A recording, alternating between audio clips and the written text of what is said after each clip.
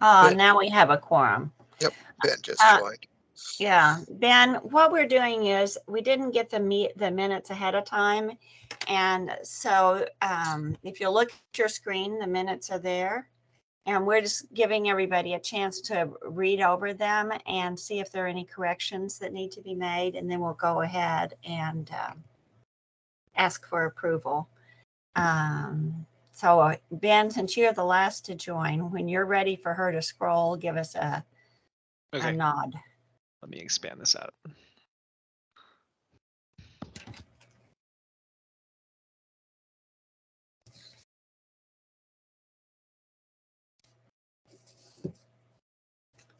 While we're doing that, I'm going to also suggest that we move the Office of Environmental Quality report up and then have our annual report discussion after, just so that we're informed by what's going on at City Hall. Okay, let me know when you're ready. Okay. Yep, you can scroll. Okay. We can scroll the minutes. Yeah, there we go. I was wondering if I missed these. No, and it's kind of on me because I was getting the emails in my spam because of the change in personnel. So I wasn't on top of this like I should have been. But we should be able to adjust. Okay.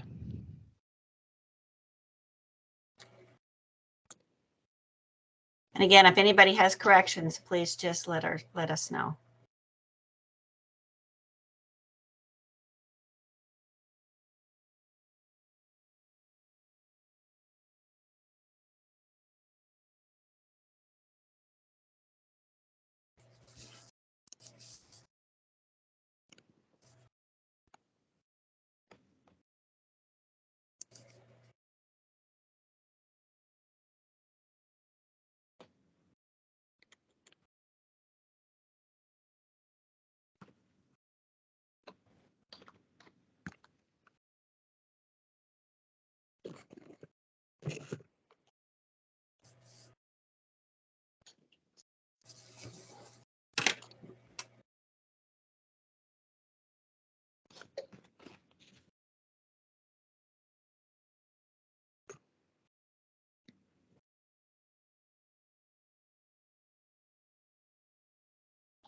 Sure. Okay.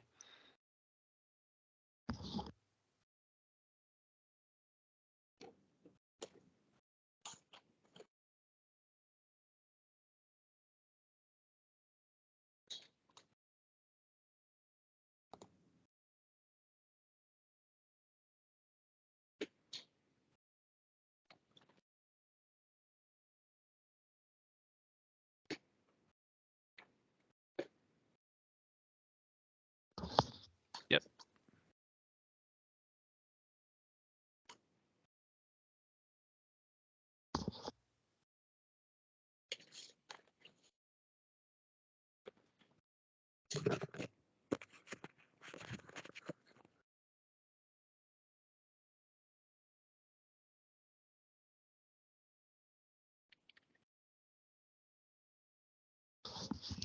Yeah, I don't have any changes. Okay, does anybody else have any changes, additions, or corrections? If not, can I have a motion to approve as drafted? I so move. Second. Second. This is Carol Mackin. Thank you. Any opposed indicate by raising a hand. Okay, I'm going to assume the rest of you are okay. Any abstentions? Very well. Let's count the minutes approved and move on to the OEQ report. Okay. I just got some brief updates on some things. I know last month I went through a lot of more detail. A lot of these things are the same as last month. Just a little bit of updating on some things. So first off, the climate plan, climate protection resilience plan. I know a lot of you have been kind of tracking that. So the steering committee, Climate Protection Steering Committee, has been going through or had gone through all of 700 plus comments and had processed those and come up with recommendations that kind of summarized those recommendations to something that could be incorporated into the plan. So those recommendations were voted on by the steering committee, kind of group by group for each of the different topic areas in the plan. And those recommendations have been moved forward towards our consultant, Brendel Group, to incorporate into the plan. So Brendel is currently working on the plan to incorporate that along with Laura, kind of working through various issues on how to integrate some of those recommendations. So that's moving forward. A lot of work going on behind the scenes on that. And looking like Brendel will probably have an updated draft back to city staff by the end of next week. So the next steps after that is I will be taking that plan to the city manager and the assistant city manager and any other assistant city managers that want to participate in the process. But we'll be going through an internal review of the latest draft to kind of get their sign off on. And then from there, the next step in the process is taking it to the Climate Protection Steering Committee. So we do not have a date selected yet for the steering committee meeting. It's been kind of pushed back a little bit, and at this point, it's kind of just being held off in terms of a firm date until we know for sure when we'll get the plan back in their hands. I'm not quite sure when the city manager will be done with it. We'll be meeting with him, I believe it's on the 24th, to kind of go through the plan in more detail and answer any specific questions the city manager might have. But anyhow, hopefully shortly thereafter, we'll be able to bring it back to the steering committee for their review and or hopefully final approval. Once we get the steering committee to sign off on the plan, then that's when we will take it to council. And the idea here is to take it to council in a business session where we can do a full presentation of the plan and give them an opportunity to ask questions kind of in a open forum. During a business session, those are not, there's no public testimony taken during that business session. It's just literally a chance for staff and council to talk through a specific project or any other issues. So anyhow, business session, we're shooting for possibly June, first week in June is my guess on that. And then from there, once we get through the business session, we'll introduce a resolution that will basically give council an opportunity to adopt the plan. So that resolution hopefully would be introduced maybe possibly right after the business session, and then we would show up in finance and governance probably, or transport TIO, be the two committees that it could be assigned to by the mayor the following week. And from there we would, that's when the public has its last opportunity to provide testimony in the plan. And from there they vote. So that's best case scenario, second week in June. Could get delayed further. You never know with how these things go and how council will deliberate over this. And as I go through our OEQ report here, you'll discover that June is going to be a rather busy month. And so we'll see how this plays out. So any questions about the climate plan? No, I mean, the only question I would have is if the city manager or assistant city manager have changes that they want made, then it's going to go back to the climate change steering committee, climate protection steering committee. And then are they going to debate, or are they just going to take that into consideration and then send that with the manager's comments onto city council? It's a good question. I don't want to speak for the steering committee and how they want to handle that. So there's different paths on how that might get resolved. It could be going through council and, with comments from the steering committee. Could be further negotiations between the steering committee and the city manager and staff. I don't know. There's at least two pathways that I see on this. Yeah. I mean, personally, I would just take the comments from the city manager and send it to council if it's going to have to be, finagled anyway, but that's just my thought. Okay.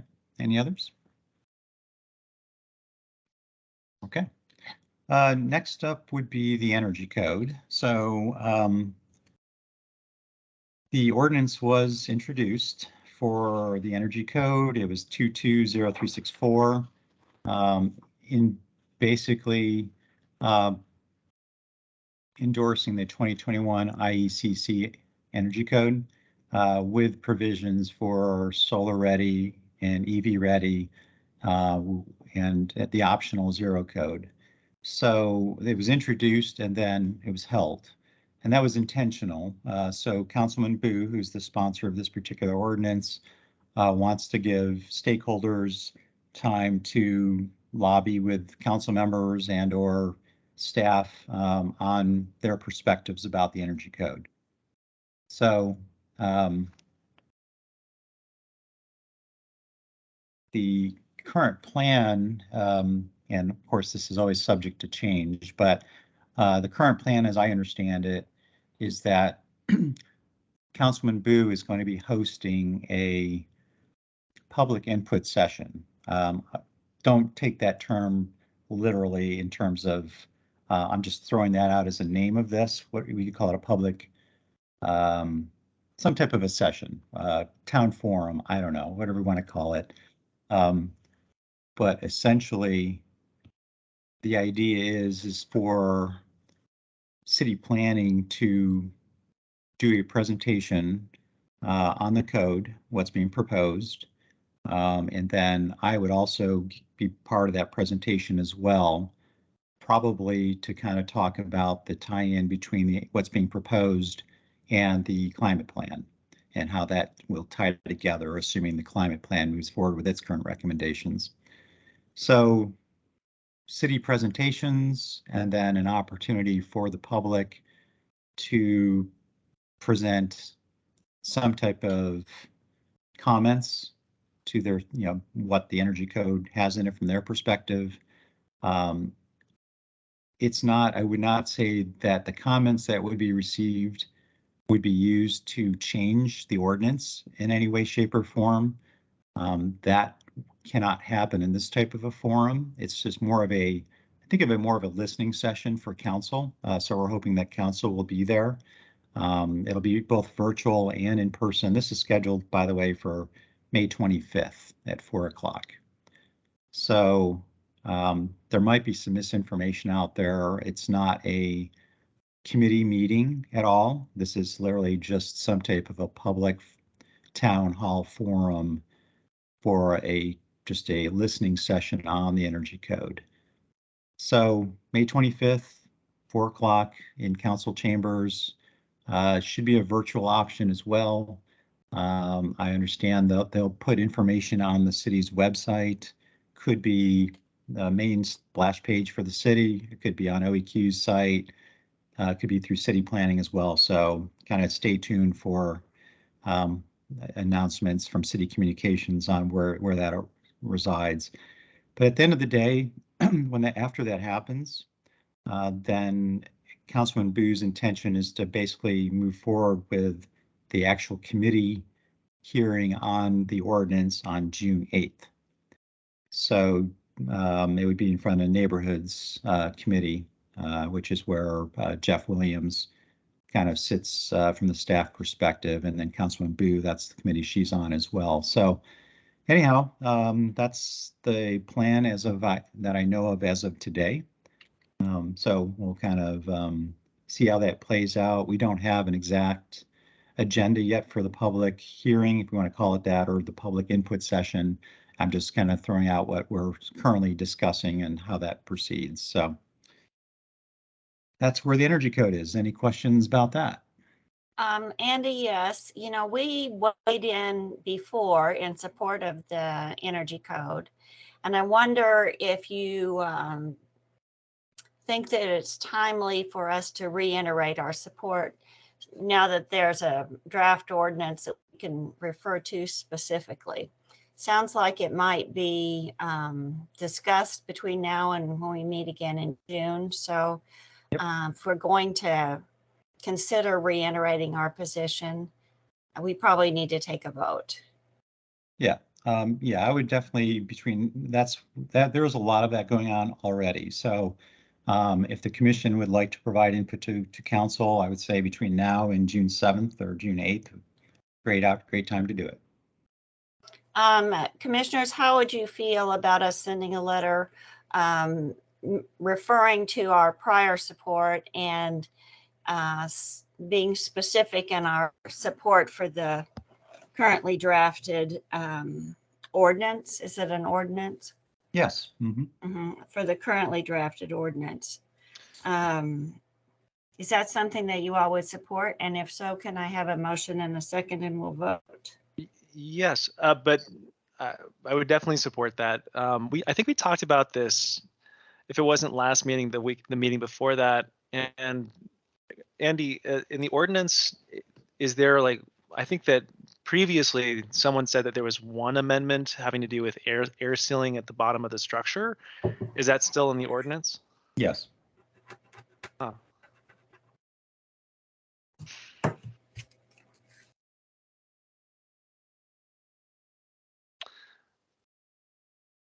I mean,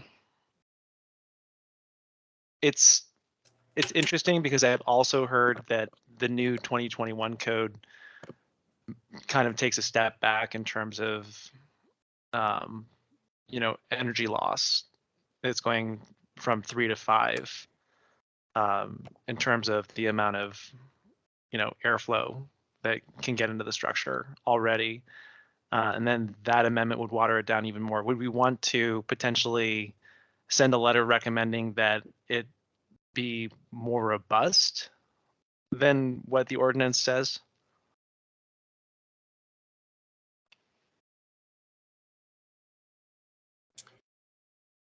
Because I'm for passing it for sure, but I think that we probably would want the strongest energy code possible. My thought would be at this point, we will have better luck supporting what they've got drafted that's kind of been vetted a certain amount and just get something on the books. And then the next time we go through this, my guess is we're going to have some significant changes in codes relating to ventilation as a result of COVID. And so it may be that the whole topic of airflow gets addressed in an entirely different context. Format.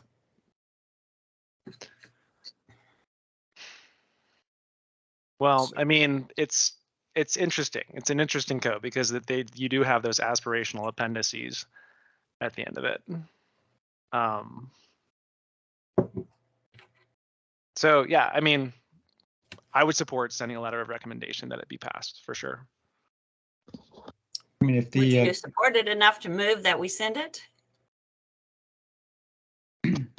I would support it enough to move that we send it, and I would even help draft the letter.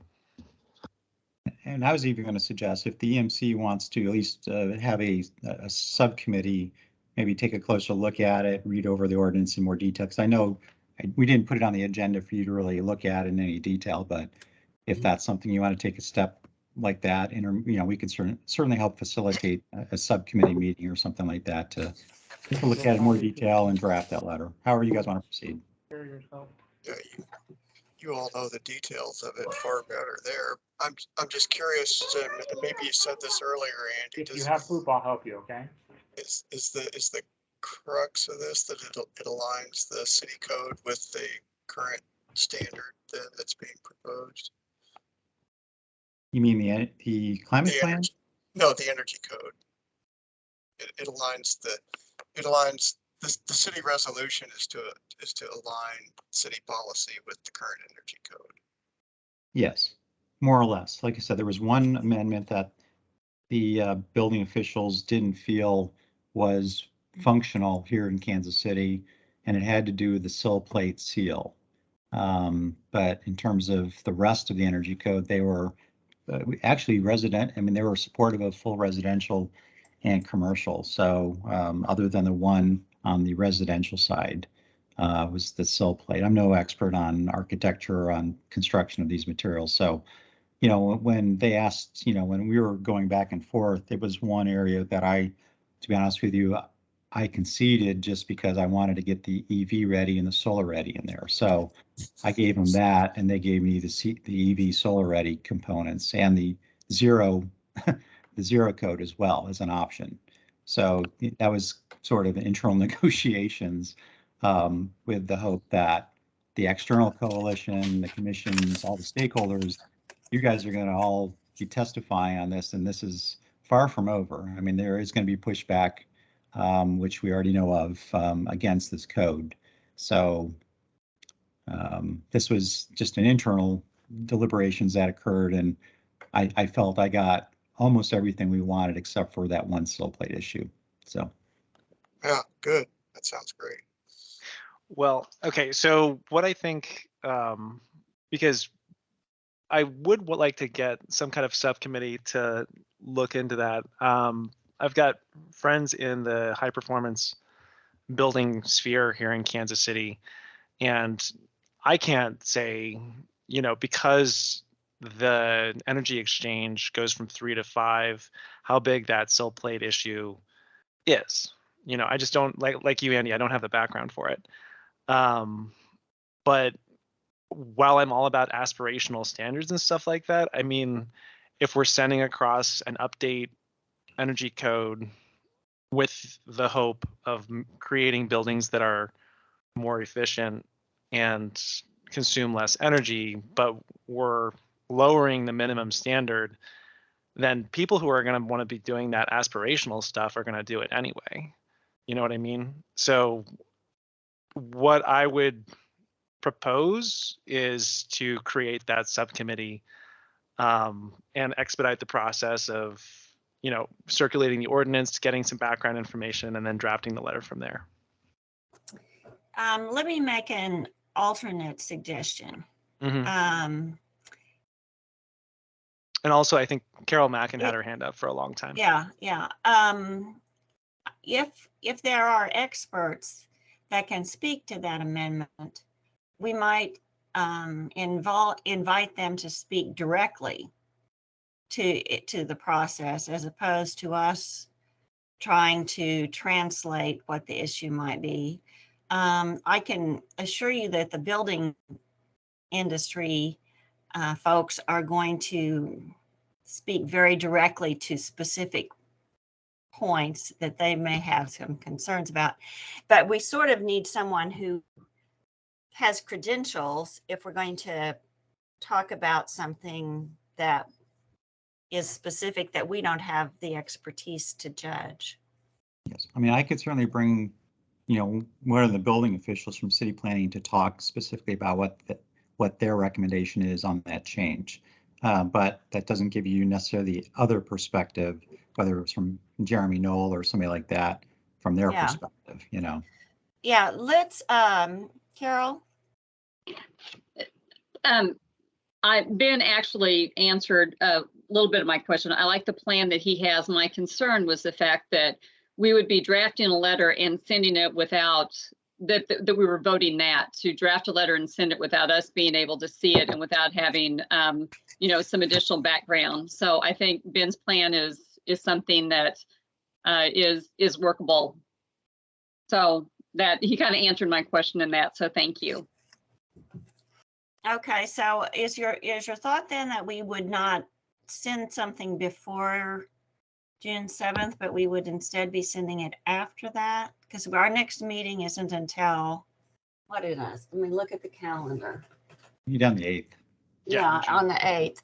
I was actually suggesting we pretty much reiterate the approval that we've already sent.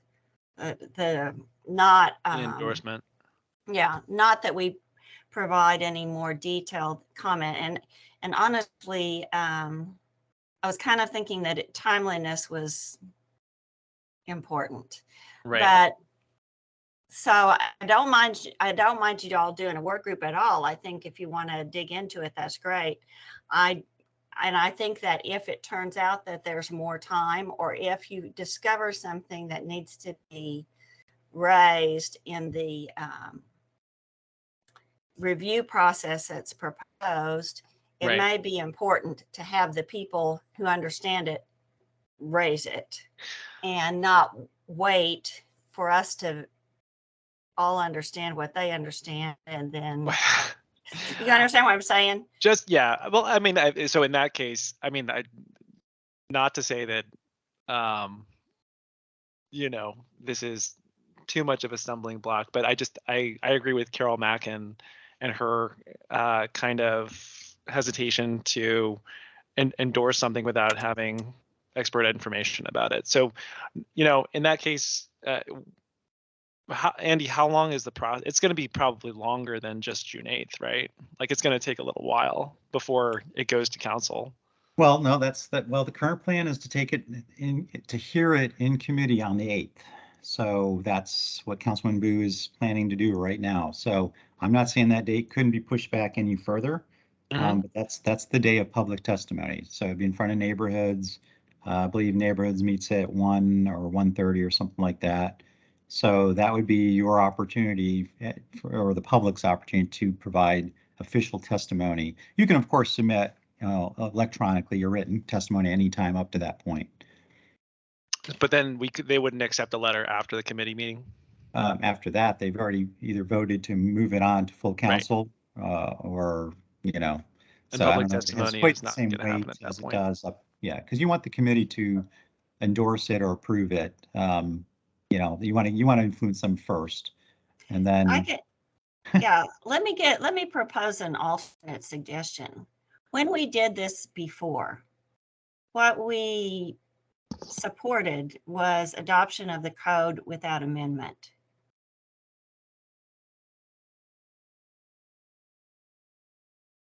Yeah, Code without I would amendment, right. and then adding the things that Andy has added, which would be entirely consistent with what we've done before, and would allow you guys as a working group to identify whether or not additional comment needs to be made about the amendment.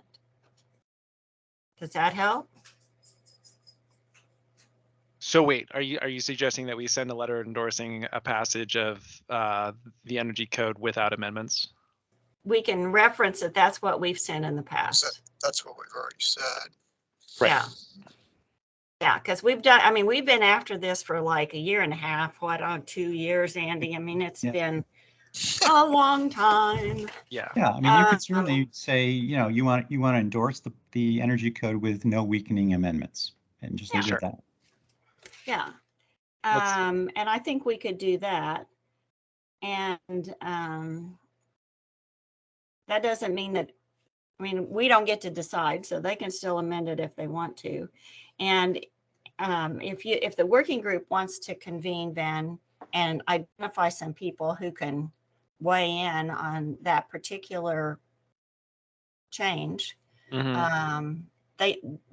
we can help them weigh in. They just can't weigh in as the commission, but we can connect them to where they could make that concern known. We have some friends who are pretty effective in making their concerns known. From what I've heard from my builder friends and my contractor friends who do that high performance stuff, Missouri specifically has somewhat lower standards in terms of air sealing and energy exchange than much of the country does. So, I mean, it could be the building community used to a certain type of, leverage or wiggle room when it comes to that kind of stuff that legitimately needs an update for those things. I know that finding people that can help with high performance building generally in this area is difficult because they don't have the crew that does work to that standard. So this is going to be potentially a kick in the pants for some people to take that next step. Does anybody in the commission have any objections to sending a letter, drafting a letter, and sending a letter that supports the strongest energy code possible?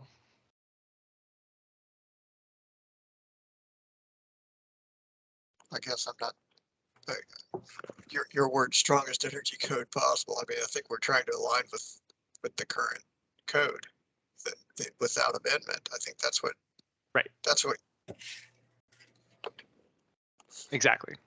Okay. Okay. And you're saying the same thing. Mm-hmm. Okay. So in that case, Carol, I would move that we draft and send a letter recommending that the city council adopt the 2021 energy code unamended.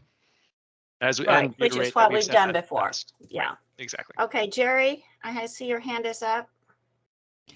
Yeah, I would ask everybody to be a little bit cautious when you're saying adopting the code without amendment. That precludes the strengthening amendment that has already been proposed, which is solar ready and EV ready. So if you want to drop those, Wait, then are those part of the I think appendix, Andy's or words. are they amendments to it, Jerry? I'm sorry. Are they part of the appendix, or are they amendments to it?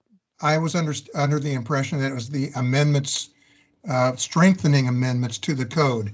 Okay. So if Andy's language before was to adopt without weakening amendments, right, that would be consistent. But if you say adopt without amendments, then you're going to be standing against solar ready and EV ready, because those are amendments.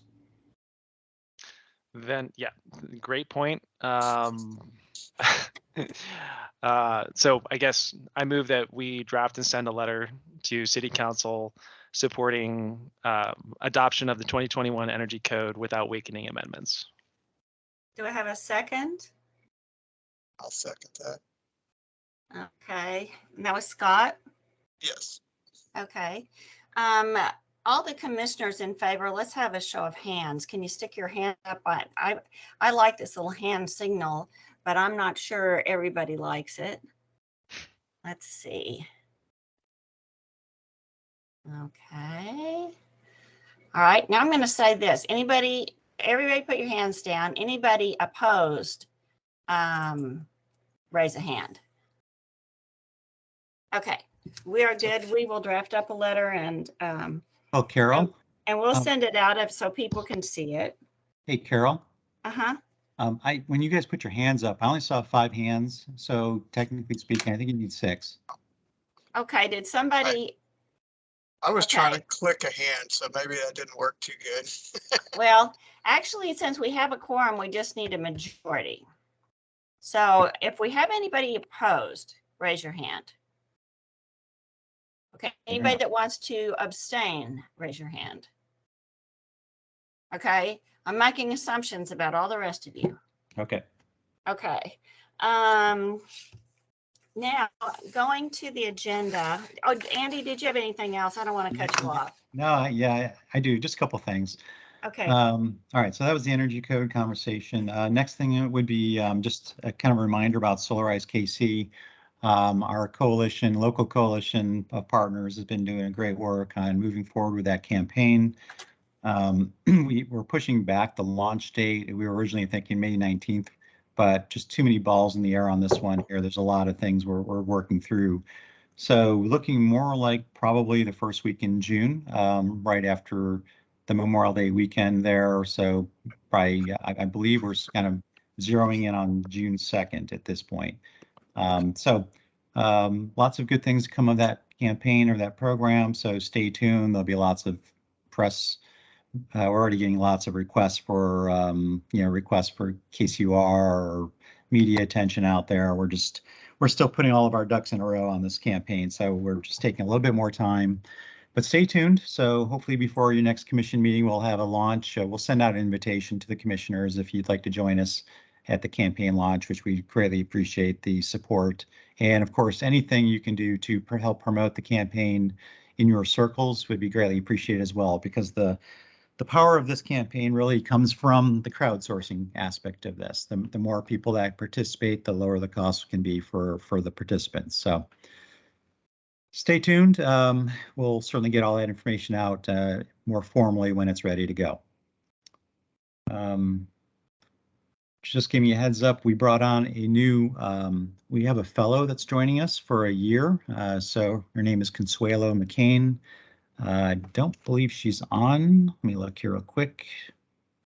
Don't see her here with us, but anyways, she may be reaching out at some point to talk to some of you about building performance standards. So we've already been trying to get her connected to the right people here locally.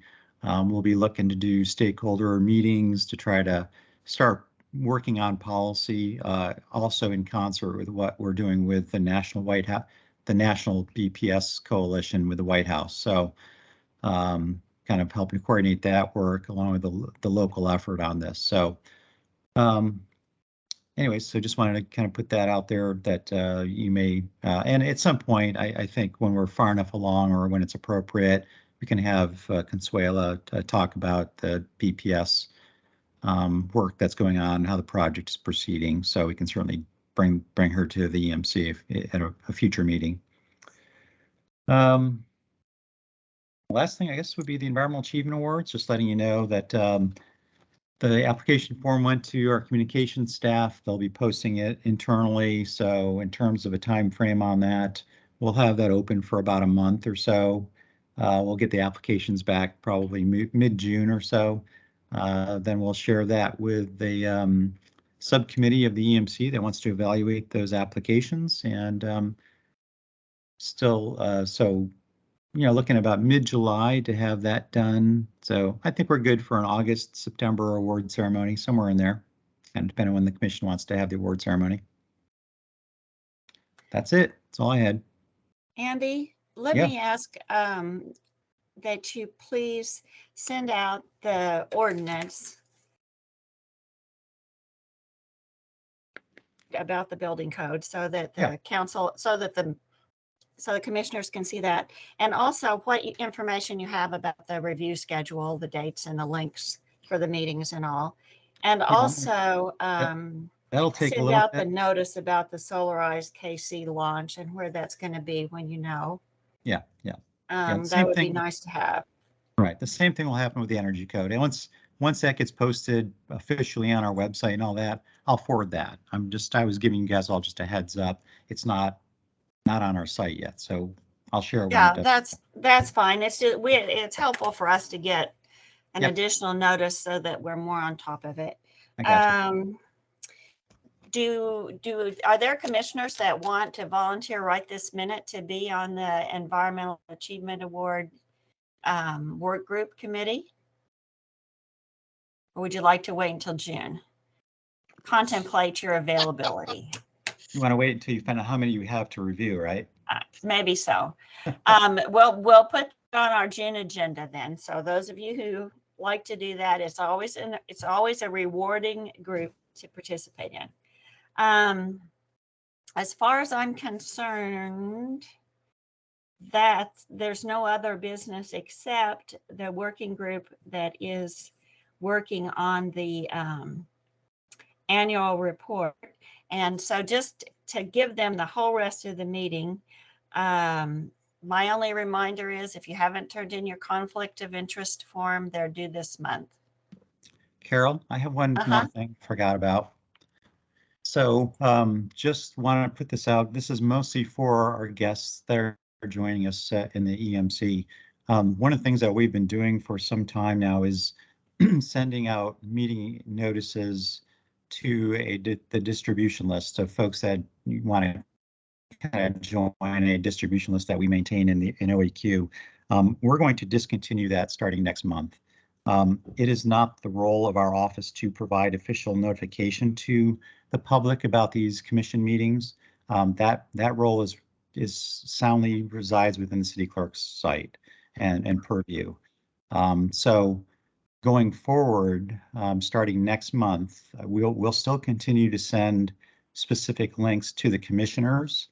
But if you are a member of the public, we are going to strongly suggest you visit the clerk's page for all of the contact information, the links, and all of that. We've kind of gotten ourselves into a little bit of a bad position where some folks are starting to rely on us solely as the source of public notices, and that's not appropriate. So I want to fall in line with what the standard city policy is, and that's the city clerk's site. So giving everybody a month's notice, just please go to the city clerk's page for your public notices on these commission meetings. And that's it. Thank you. Can you put a note to that effect on the web page that the where to find the notices for the meetings? And Yeah, sure. maybe for a month or two, put it on the agendas just so that. Okay. Yeah, just so that people have because not everybody's going to catch it today. Sure. Okay, I'm ready to turn it over to the work group. So I haven't seen Molly. Nate, it's you and Ben. Yeah, I haven't seen Molly either. Okay, so I'm turning it over. Okay. Nate, are you here? I am here. All right, very good. So the work group met actually on Monday, and we went over what draft material we have for the annual report this year. It comprised of some recommendations that we took from the draft report of the Climate Protection and Resiliency Plan, as well as my contribution previously. Then I think a majority of the discussion was to balance what this report is intended to do in conjunction with that draft report, so that we're not kind of stealing the thunder of this thing that's been going on for 2 years, but just highlighting opportunities we have to set up the actions that are in the CPRP itself. Yeah, in terms of the format, we were going to go through it and have 3 principles that we go through for all of the recommendations. What these actions are intended to do for the community, the active players involved in these actions, and then the action that we're actually requesting the city council to do in the first place. So as Nate said in the working group meeting, kind of the why, the who is going to be doing it, or who is going to be activated by it, and the action itself. So what we're actually requesting in the first place. I think Nate was going to take on an outline of what the report was going to look like. And then I also sent out a new updated draft of my contribution from the last Environmental Management Commission meeting with some additional suggestions. And then I also referenced all of the actions from that draft to the CPRP, just so that we could see that all of this is coming from the draft. It's all supported by the draft that we're going to be working with in the future. Did y'all get that?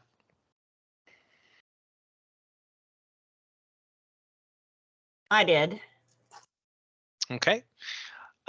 Nate, did you have any comments on kind of outlines or, the format of the report itself? I mean, I didn't have anything much more to add. I think you did a pretty good job of saying how it would look like in practice. And sorry, I'm sort of dividing attention here between child pickup and drop off and everything. But I think that's how we wanted to structure it on the why, the who, and the how. And I suppose just sort of going a little bit deeper into that is like, the why is to explore more deeply the equity implications of the work, what the means, what a recommendation is seeking to address, in terms of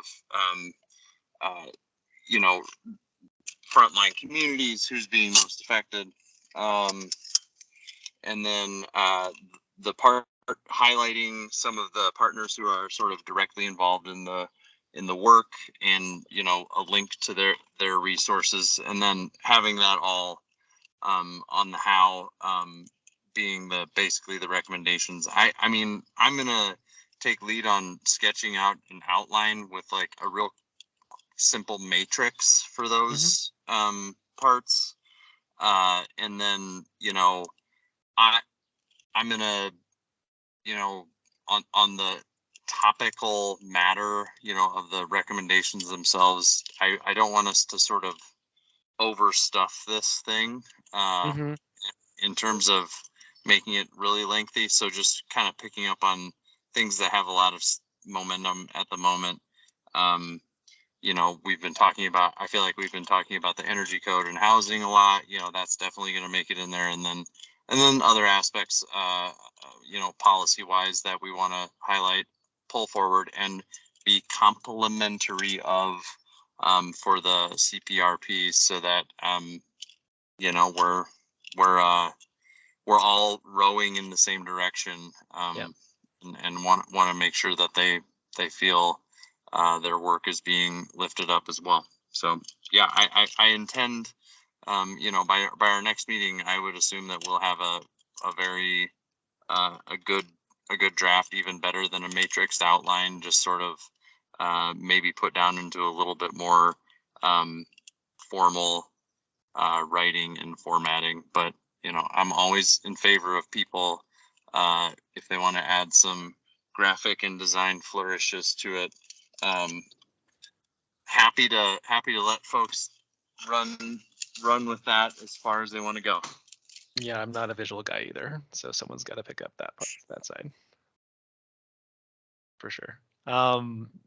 Okay, that sounds great. The components, I mean, so for those of you who saw the draft that I submitted last time, which was basically centered around mobilization, education, and then kind of investment in workforce. The kind of stumbling block, the limiting factor that I hear from a lot of the nonprofits that have been working on this for decades, one is just public outreach, and the other one is money. I mean, when you get down to brass tacks, like how you can get enough dollars flowing to the degree necessary to really start moving the dial on this stuff. And for a lot of people, I mean, the solar industry is a great like runaway success example of subsidies kind of bending the curve and creating both economic shift in terms of the green economy and technology adoption. And Missouri was kind of, and has been kind of a laggard in that respect. So I'm not going to go over the draft that I sent out last month. There are a couple of updates that I made to it, including references to specific places in the CPRP. And after we're done with this discussion, I'd love to hear from Andy if there's any recommendations for new names for that plan that sounded likely, because it is kind of a mouthful. Does anybody have any objections or comments on the draft that I sent either last month or the one that's updated? The only thing, I mean, the noticeable thing that I changed, I referenced like the Jayhawk lines, and I changed it to the Tiger lanes for the transportation recommendation to be more topical, specifically to Missouri. Sorry about that. Yeah, but does anybody have anything to, either support or, yeah, Carol Mackin. Okay, when you're talking about the transportation standpoint, that second sentence where you talk about the psychological attachment, I guess I have a problem with that sentence, just because we're saying something, the only thing Kansas Cityans are hauling in their F-150 is their ego. I think that's just very demeaning to people.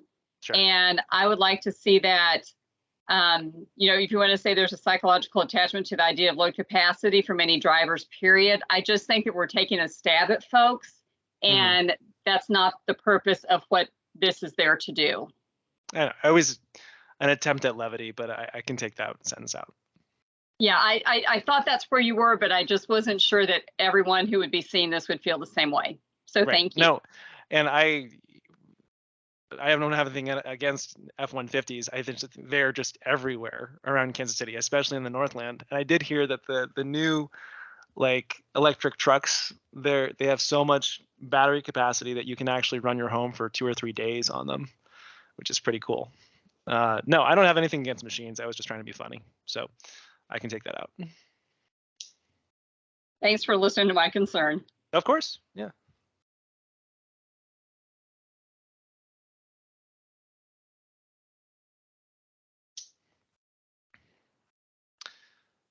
Okay, so just to go through the list briefly here, we got the community climate captains, which, you know, you can name it whatever you like. I think in the actual CPRP, they call them ambassadors. There's the subsidy for transitioning turf lawns to native plants, transportation part, recommendation that whatever campaigns we have a goal attached to it. I mean, I could flesh that out a little bit more, but I really think that it's beyond time for us to set, you know, goals with timetables, even if we don't hit them, you know, have a specific goal that a community can kind of rally around and focus on. That was kind of the third paragraph of that first section. And then let's see, after that, recommendation to pass funding for the urban forest master plan. That's new.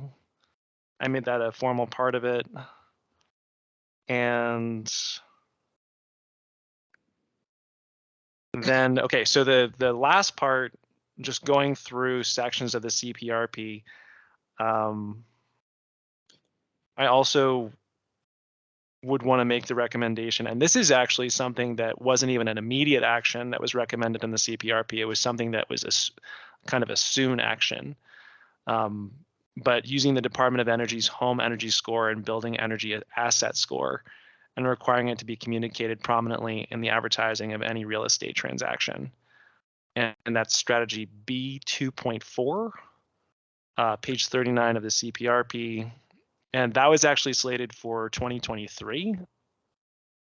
I don't know why, because you know, from the people that are in that movement or, you know, working towards making energy efficiency and the actual building quality of structures more prominently in people's minds, I've heard nothing but nods and thumbs up for making that a really obvious data point for folks. And Hey, then, yes. Let me backtrack for a second. Let me ask you a question. When you go back to the tree plan. Yeah.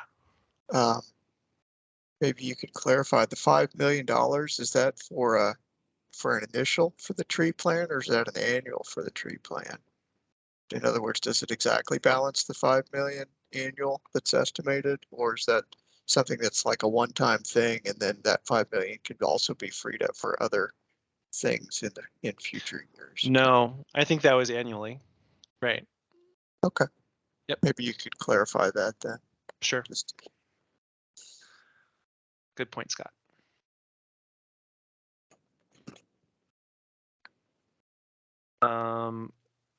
Okay. And then the next piece. Yeah, I mean, in the CPRP strategy 3.5, 3.4, and 3.2, you know, I think that at least at Bridging the Gap, Kristen Riot's been wanting to do a lot more demonstration homes and high performance homes. And that is something specifically recommended in the building section 3.5 is to have climate change resiliency hubs. You know, I know that there are firms in town who would like to supply the manpower for that. and to have that kind of focal point be something in every district, and also, a place for community members to gather and get information about the benefits of these actions and the resources that are going to be coming down the chute for Kansas Cityans, especially the most vulnerable communities, and to have that be a free resource seemed like a pretty obvious recommendation. And then, So again, to clarify then, is your intent every city council district, or is district kind of a generic thing that you're suggesting? no, like the city council Crossroads district. district, or, okay, so maybe Right. clarify that. Sure. I like the idea, by the way. I mean, Sure. of putting it in each council district as a extension of, city government and And access. potentially, right. Potentially a place for climate captains to meet too. And then the last recommendation is probably the least direct ask for it. I mean, it's one of the less direct asks, but just basically work regionally to support the Heartland Conservation Alliance banner campaign to restore the Blue River.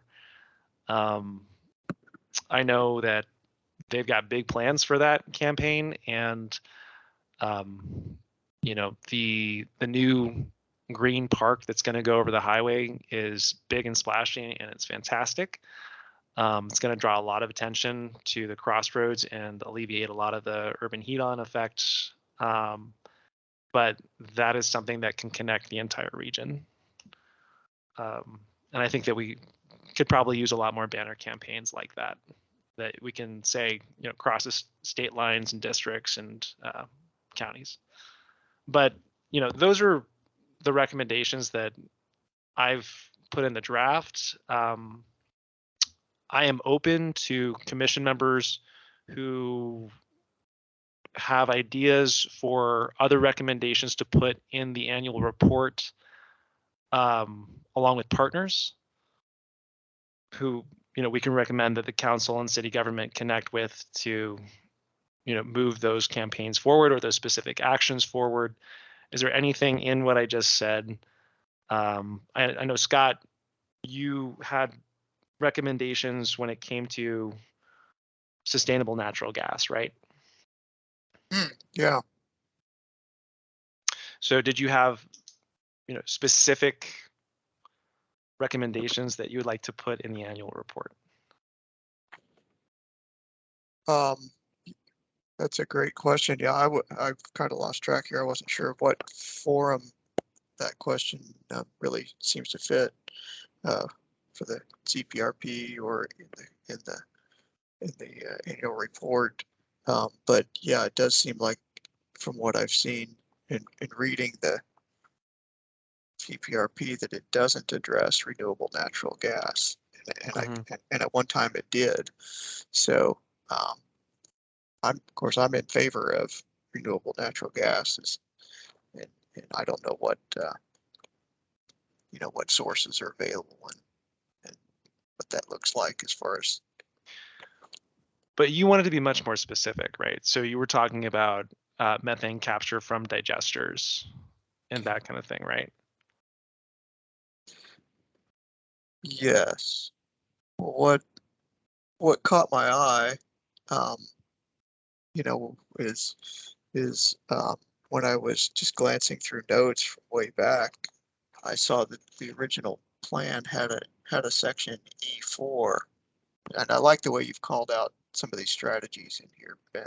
That's very helpful to me to help keep it short. But yeah, there was an original presentation that Laura had given back in December that I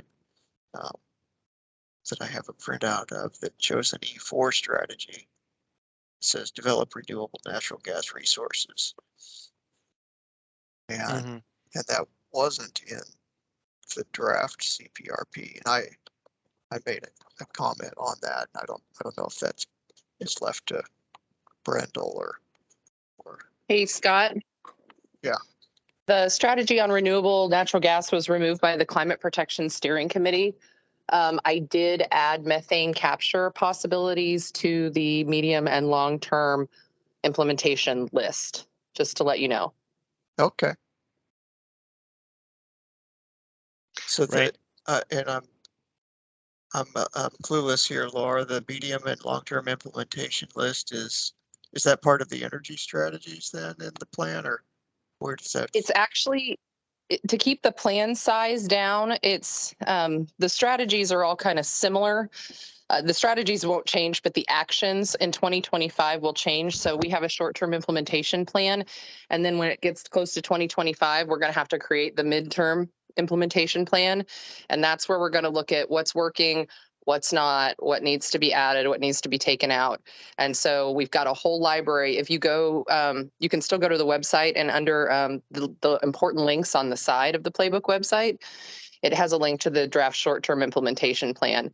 And at the back of that, it has a long-term, mid and long-term strategy library. And it's just all those things that didn't get prioritized for the next 2 to 3 years simply because we're out of space and time, or they're going to take a long time Right. to research. So it will be, it's not in the draft now because it was added based on your comment and several others on methane capture that came in. So when the final plan comes out, the final short-term implementation plan will come out as well. And it will be in that strategy library. So we'll remember all those things we talked about adding in 2025 or beyond. Okay, sure. And I don't mean to derail here. So if we need to talk off later or whatever, tell me. But the two things that I brought up in my email last week too, or I'm ignorant here, but you know, does the city currently do anything for the recovery of the landfill gas there off South 71, or for the rebuilt Blue River waste treatment process? Are those part of it at all, or do you know? We don't currently for the landfills. I think Andy can better answer that. I think it might just be some of them are so old and have been off gassing for so long that they may not have the supply. But I can tell you the Blue River wastewater treatment plant one. Sorry, Andy. The Blue River wastewater treatment plant. They're upgrading that right now to be a biosolids facility that will actually produce a biosolid fertilizer. Class A is what they're looking at. And as part of that, there's an add-on for methane capture that is in the works. And they're really hush about who their contractors are and such, but they are definitely looking at methane capture as part of that upgrade. Oh, Yeah. okay, good. And then the city does have landfills, but like Laura mentioned, they are beyond. They're so old that the production of methane from those is pretty much depleted to nothing. So it's not worth the effort to capture that. But the landfill you're referring to on 71 Highway is not a city landfill, so that one's not ours. And I'm not sure what the plans are with that one. But the one of the ones we do use over in Sugar Creek, that one of course is tied to Lafarge or whatever they're calling themselves now, and they use that for cement production. So that landfill gas is being captured. Right. Okay. Okay. So Scott, with that knowledge, do you have anything that you would like to contribute to the annual report in that respect, or anything else?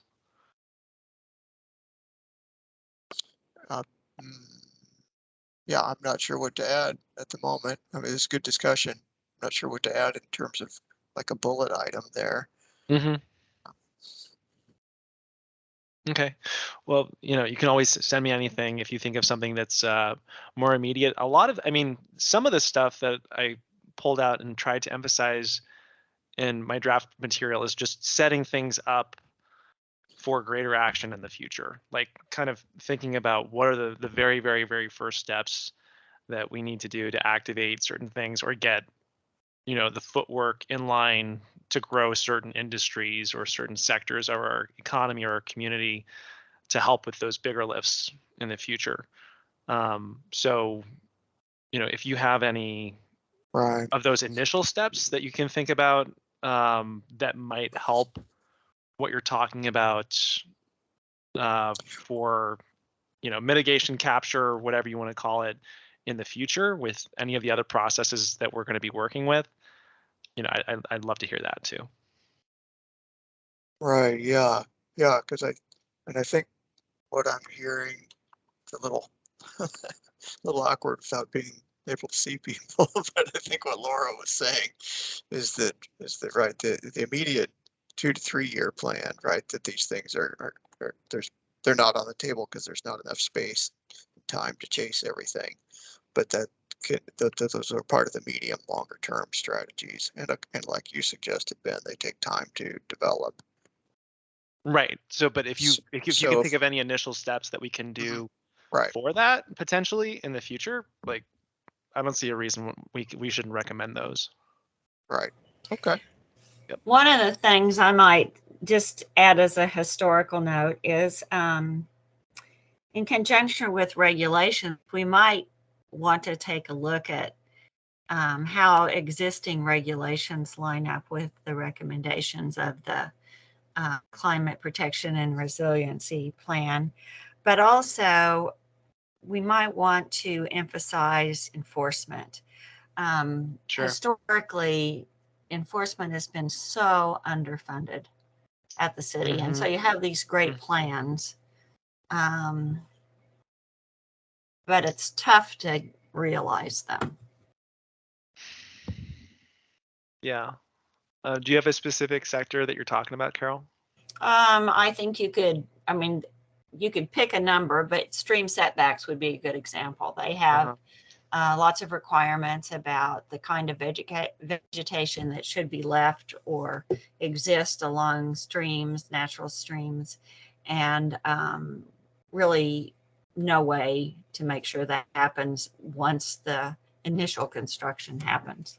Mm-hmm. Mm-hmm. Right. Okay. Well, Carol, do you want to draft that portion? I can put some language together, but it'll be generic. Okay. It won't be that specific. Okay. All right. Yeah. I mean, enforcement's that's so complicated. Especially with, talk about building codes and we set these standards for people's protection, and so that, builders can have those kinds of requirements to produce better structures, but then you don't want inequitable, justice. You don't want inequitable application of those codes through the enforcement. So yeah, that's a really nuanced conversation for sure.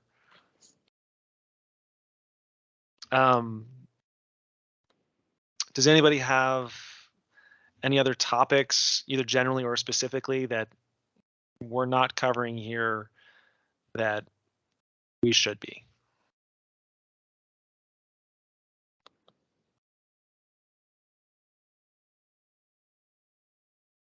And then Nate, did you have any other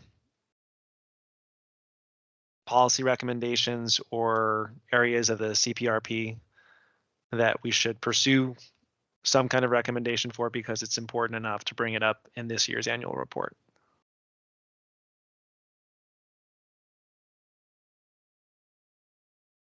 I don't have any. Okay. But I would be willing, if people have stuff that they want to make sure to lobby for inclusion, please just email me and I'm happy to put it in there, frame it up. Sure. And then Jerry, I know that you had specific recommendations, or no, I'm sorry. I was thinking of, is Marty Kraft even in at this meeting? I've not seen it. I don't think Marty is in attendance. Well, I'll reach out to him after this because I know that he had specific requests too. But yeah, I mean, that's kind of where the draft is right now. Carol, I think that point about enforcement is both incredibly important and a very long conversation, actually, in terms of the best way to do it, and how to include all of the community in that process and the right stakeholders. So, yeah, all right. Well, so then the only other question I have, Lara and Annie, did we get any kind of blockbuster new recommendations for the CPRP name? Sadly, no, most of the ones we got were just as long as what we already have or even longer. Yeah. I mean, all the ones we got were actually on, there was only a few, and they're on the Mobilize webpage. So you guys can take a look. If there's one you like more than others, you Sure. know, feel free to let me know. Yeah, yeah. I tried a few, but it's hard. I mean, all of them ended up being 3 or 4 words. Man, it's tough. You just call it the no sweat plan. Oh, sure. Piece of cake plan. And there's what. Well, our communications team has been referring to it as the CPR plan, and I'm like, oh, like CPR, like Right. cardiopulmonary resuscitation. It's like we are Exactly. trying to Emergency jumpstart Kansas services. City. It's just all in how you write the title, Laura.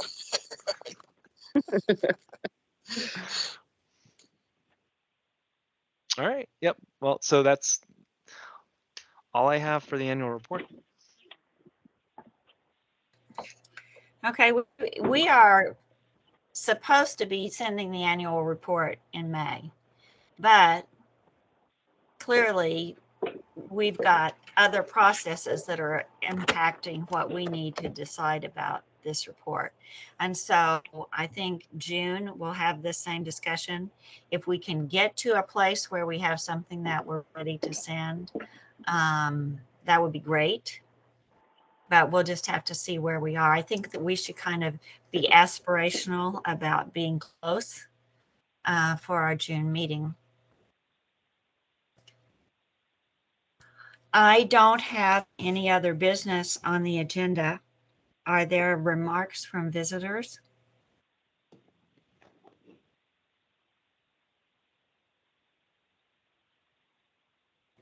Billy? Thank you very much, Madam Chair, members of the excuse me, a little under the I need you to, I need you to be louder. Okay, sorry, a little under the weather today. Can you all hear me okay now? Yes. Seeing thumbs up. Madam Chair, members of the commission, thank you. Billy Davies, resident of the 6th District. Just want to speak as a resident of the 6th District and say this, applaud the vote today to speak up for strong, healthy homes for all and buildings for all, and in calling for the adoption of the Iecc 2021 without weakening amendments. We'll also just effort, as I'm sure other folks have already offered. I think there is a lot of good information out there, including from the U.S. Department of Energy. I think Jensen's and folks were throwing some stuff in the chat, and other folks who have done cost analysis and talk about the breakdowns of and benefits of a stronger code.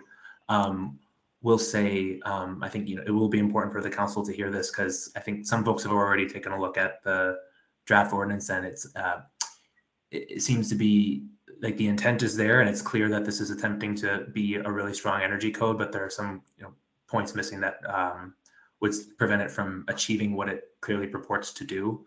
I think I think there's been work done by the New Buildings Institute, NBI, Midwest Energy Efficiency Alliance, and again, like the DOE and other folks have done cost analysis. So I think there's a wealth of information out there, and excited that you all are working on a letter to call for this. And I hope you all will speak up for it at the May 25th public meeting that is looks like it's scheduled for 4 o'clock. And so thank you for that information. Thank you for sharing your voice and your continued leadership on this. Thanks, Billy. Is there anyone else?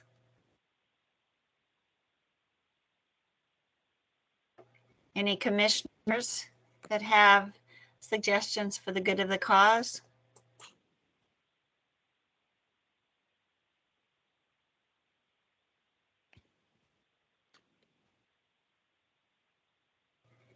Okay, are there any liaison updates? I didn't ask that earlier. There was an air quality forum meeting yesterday. They went over their public communication plan for the ozone season, and they also talked some about the funding for air quality related transportation projects, which is significantly higher.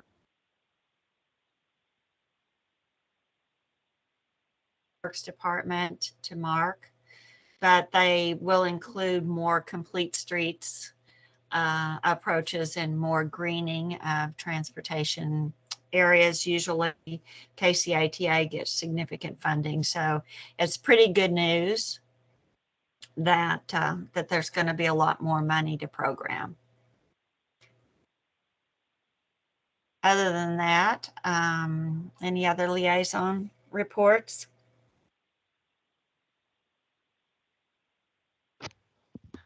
No, I did have a question about that funding though, Carol. So how much and how is that being distributed? And are there specific projects that they're working with, or is it just complete streets? No, I mean, it's, let's see, how much? Millions of dollars.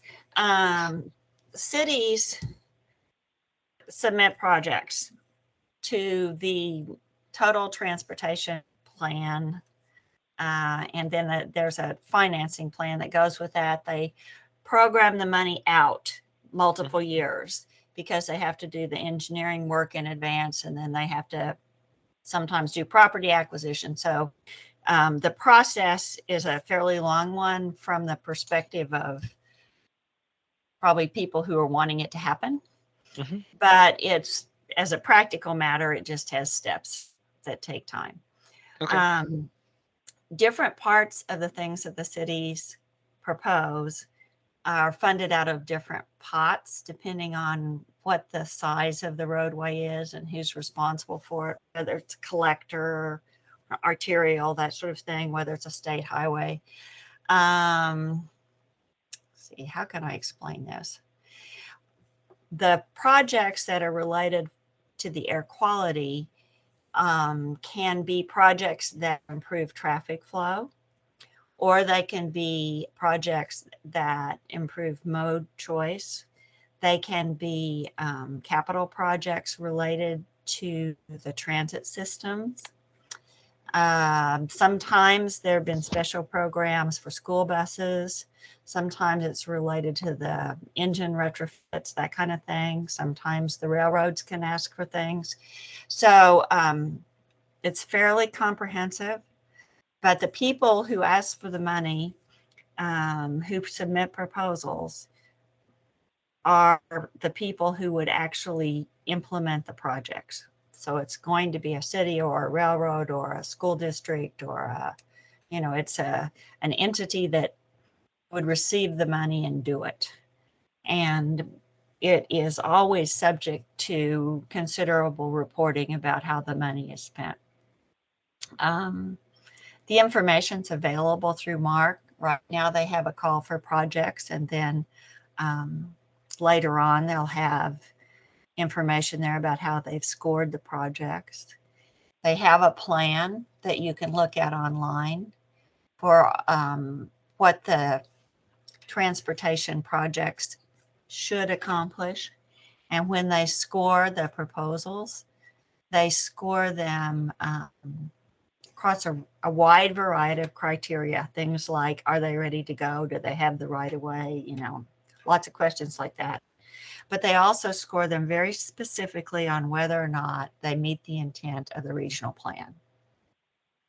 So I would say it's a much more thoughtful process than it was 10 years ago even. It integrates most of the regional plans, but it's kind of the weeds. If you're interested in looking at it, it's on the MARC website in transportation, and you will see lots of different links that take you to different parts of it. I will check it out online. Thank you. Mm-hmm. Does any other commissioner have anything? Any visitors? Are we ready to have dinner? Get ready for it anyway. Okay. If there's no objection, shall we adjourn? And Jensen, I'm going to copy and paste your last note here. There you are. All right. Thanks, everybody. Good night. Good night.